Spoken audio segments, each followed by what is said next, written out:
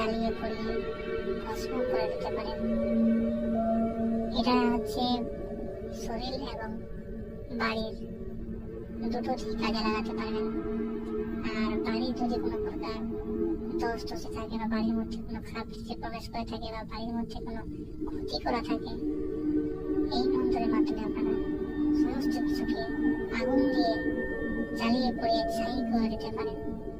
তো এটা নিয়ম বিধি কি? এটা নিয়ম বিধি হচ্ছে,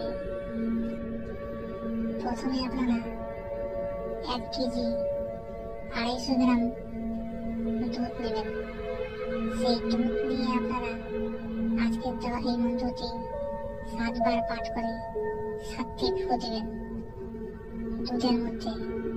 তারপর সেই দুধটি আপনারা যেই রোগীকে ক্ষতি করা আছে তাকে খাইয়ে দিবেন। তাহলে তার শরীরের মধ্যে যতই কিছু যা করা থাক না কেন, সমস্ত কিছু আগুন দিয়ে জ্বলে পুড়ে ছাই হয়ে যাবে।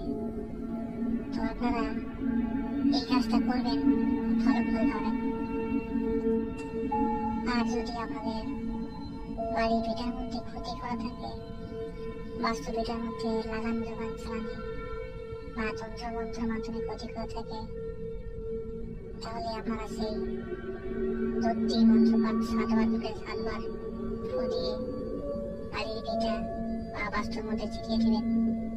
যতই যাই করে থাকুন না কেন শত্রু, সমস্ত কিছু আগুন দিয়ে জ্বলে পড়ে ছাই হয়ে যাবে এবং বাস্তু দোষ কেটে যাবে বা বাস্তু ভিটার মধ্যে